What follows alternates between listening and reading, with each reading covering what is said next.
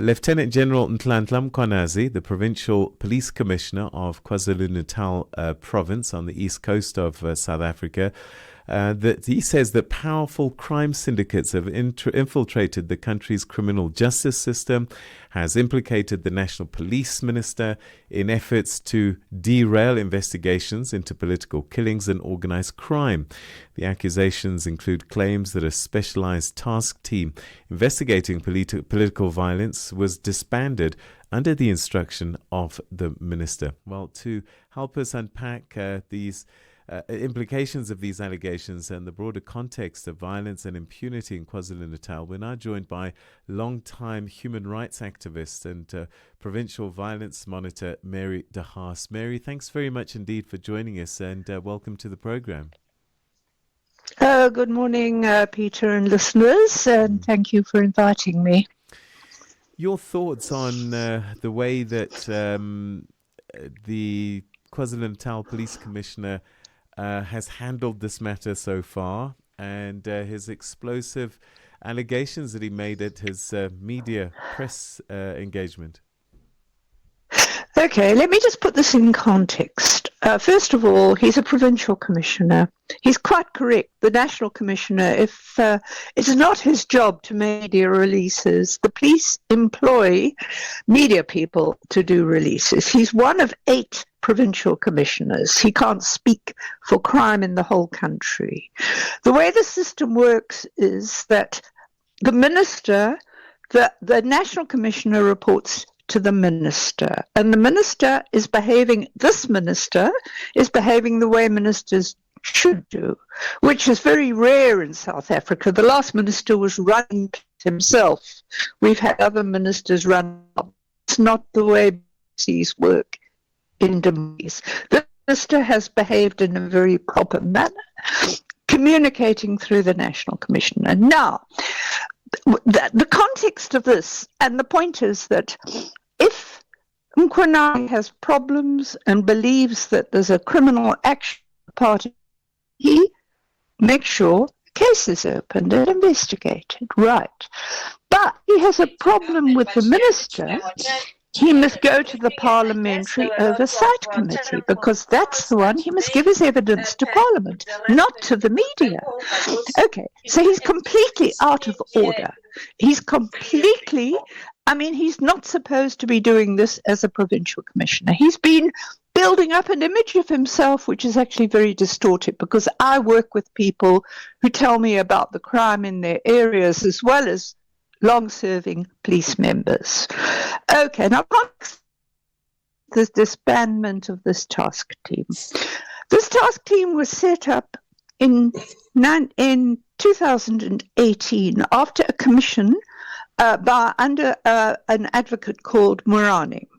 I provided the database because I have been recording political linked killings. We don't know if the motive's political until the case goes to court, because a lot of these politicians have taxi interests, business interests, etc., or personal, lovers' relationships like everybody else. Okay, now I have a database. The Morani Commission worked on that. My feeling is they thought, well, there's a lot of information out there, we better go and investigate it ourselves and then cover for the politicians. I mean, that's my theory. Because I have now looked, a task team, I must also explain, I've worked with the police since 1990. After the ANC was unbanned and the police claimed that they wanted to change, which was not quite true, the apartheid police way. That's another issue. And that's where the syndicates start from. I must just stress this. The apartheid government ran drugs. It ran Mandrax. Mandrax was a chemical warfare program, a chemical warfare product of the apartheid government, which were running in townships in Cape Town and in Durban from the late 70s and 80s. So there's nothing new about our syndicates.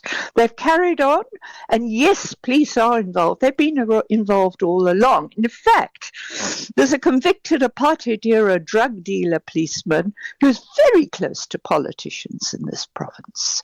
Right, that's the context. Now, the Killings Task Team has gone in and actually messed up cases involving the killings of politicians.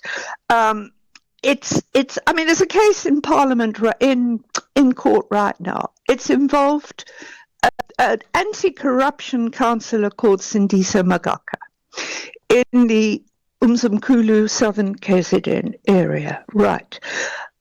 Investigations were made by a provincial team who arrested people, including prominent politicians, that everybody believes were involved in the killing of Magaka. In comes the political killings team and withdraws the charges. One of the hitmen who wanted to confess, he pulled the trigger, was initially encouraged to do so by the prosecutor, but prosecutions were taken over by a man writing, okay, Mkhwanazi is talking about prosecutors in KZN. Unfortunately, our prosecution service in KZN has been completely captured. They're good prosecutors, but they're in the background. The new prosecutor, who was, according to police sources, sent here before he got prosecuted himself in Gauteng, has messed up these cases. The modus operandi of the task team is to go in, take cases, mess them up, politicians don't get exposed. I can give you case after case of it. Okay, so... so that's the context. All right, so even before we look at the allegations specifically, from your understanding then, where are we in terms of trusting the police, and who should we trust? That's a really good question. We certainly can't trust the top management because Massimola, you also need to understand that this task team, a task team in the police, historically, I've worked with them since the 90s. Their duration, they're set up for a specific purpose. Mary, I'm going to just give you back to my producers because we've got crossed lines. We've got somebody else coming through on this line, and we really need to hear what you have to say. We're speaking to Mary de Haas, a long-time human rights activist in KwaZulu-Natal province there, talking to us about the state of police, and she's back on the line now. So Mary, you're saying that it's very difficult to decide who we can trust in the police. Oh, absolutely. You need to understand that since Zuma became president, the police have gone steadily downhill and been captured like our other state institutions. And things got very bad under the last minister, who had been dismissed as commissioner on grounds of his dishonesty. He'd been dismissed, appointed as Minister of Police, and he was basically running the police himself and instructions to people like Mkhwanazi. He was operational. Parliament didn't interfere. Okay. So the police have been captured. Largely, promotions are largely nepotistic, but I deal with quite a lot of good police still. They've just got to keep their mouths shut, else they'll be maliciously dismissed, illegally dismissed, actually. Now, that's the state of policing, but it gets worse because the prosecution has been captured. Nationally, our prosecution services, and that's even worse, because prosecutors... When you say captured, are we saying that they deliberately mishandle cases, hide evidence? Yes. Take stuff out of dockets. Look, I've got these case studies. I could sit here. Let me just give you a couple very, very quickly. Right. Down this one shows very clearly how... They're not really, they've come out with statistics, statistics, damn lies and statistics. They can never give me a breakdown of which cases they're talking about because I have a database I've kept for years and I'm not going to carry on, I'm getting sick of it, of people with political links, councillors, municipal officials, politicians who've been killed. Now, I can tell you very few of those cases have been solved by the task team. In fact, the task team are taking, Mkhwanazi's actually contradicting himself, because he's talking about the investigation into syndicates in Gauteng. It's not their job. Okay, it's the job of the So, Mary, we've run courts. out of time. Bottom line, can we trust Mkhwanazi's allegations? No. They're lies. Look, there are syndicates, but they're not just in Gauteng. They're here in our plush areas in Durban running drugs. Mary, I think we've lost you there, but thanks very much indeed for giving us a sense of what's been going on, particularly in KwaZulu-Natal. And it's going to be very difficult for us, the public, to try and unpack this, because we see on our televisions the highest-ranking provincial commissioner making serious allegations with what looks like detail about the police minister and also the deputy national police commissioner. Now we're being told by Mary Haas, who's been working with the police for some years now, saying trust no one. Well, let's try and unpack this a little bit more, perhaps from a political angle now. And we're now joined by Zakhele Ndhlovu, who's an independent political analyst and lecturer in political science at the University of KwaZulu-Natal. I'm not sure, Zakhele, if you heard my conversation with Mary de Haas just now, but she's essentially saying that whilst Provincial Commissioner Mkhwanazi stood up and said, I will defend my province, I'll defend my country, she's saying that even he can't be trusted. What are your thoughts on what you heard yesterday?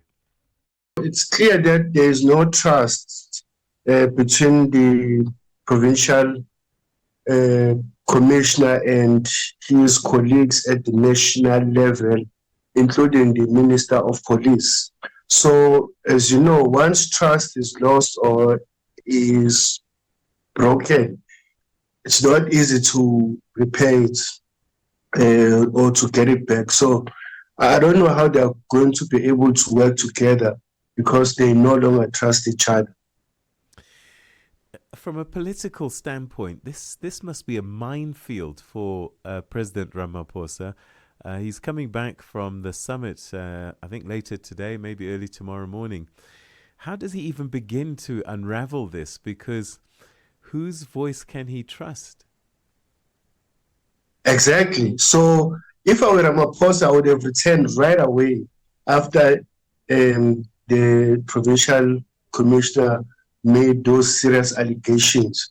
So he appointed Senzo Mchunu as the Minister of Police. And my instinct is that he is more likely to believe what his Minister of Police is going to tell him. So, but he's faced with a crisis now, because the allegations that Mr. Mkhwanazi or General Mkhwanazi made are very serious. And it suggests that we live in a gangster state. I want to take our viewers back to the time when Jackie Selebi was the Commissioner of Police. He boldly told the nation that he was friends with Glenn Aglioti, who was a reputed drug lord. So what Mkhwanazi is saying in the minds of some people sort of like confirms this theory that some of our leaders are in cahoots or working with drug lords or criminal syndicates. I'm I don't even know where to start with this one, because if these WhatsApp messages are proved to be genuine, it is a problem though, isn't it, for the police minister? Because it seems as if he's been communicating things of a police nature with somebody not involved in the police. Exactly. So that's a big problem. And like I said, this is not new. It's happened before with the previous commissioner of police being friends with a reputed drug lord. So if you have a minister of police who is believed or seen to be working with some criminal syndicates or sharing information, sensitive information is not supposed to share with people who are not in the police force. That is a huge problem, and it erodes the trust that the public has in our leaders. What can happen now, though? Because we have a police commissioner who's been silent on this whole thing. His deputy is being accused of crime by a provincial commissioner. The provincial commissioner has broken all protocol in terms of how police cases are handled. Instead of just opening a case, investigating, handing it over to the MPA for prosecution, he's gone to the press and he says, look, I'll give you evidence. Here are the WhatsApp messages. Here's this, here's that. I mean, that is earth-shattering in terms of procedure for police. And this isn't a junior official. What can actually happen now? This is a mess. It's a huge mess. And I suspect the reason why Mkhwanazi decided to go public is because he feels that he is being silenced, that that there are people who are interfering with his job. So he no longer trusts anyone. So he's putting this thing in the public domain to say, look, from my side, I'm doing all I can, but it's just that at this point, I cannot trust the people that I'm working with. So I think he's going to need the support of the National Commissioner, Brigadier or General Masemola. Do you think he was Do you think he was preempting suspension? Because he talked about it, that you will be suspended, you will be taken out of play. Yeah, definitely. That's why I'm saying that. That's why he decided to go public, because I think at this point, he strongly suspects that they are going to either suspend him or fire him.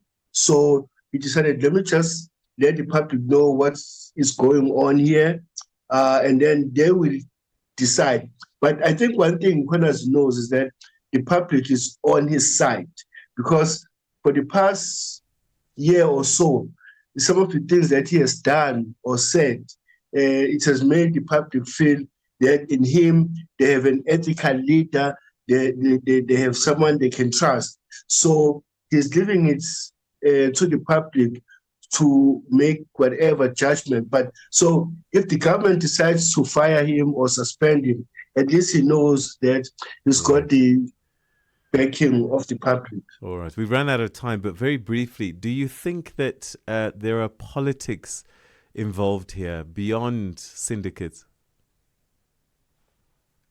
Oh, yeah.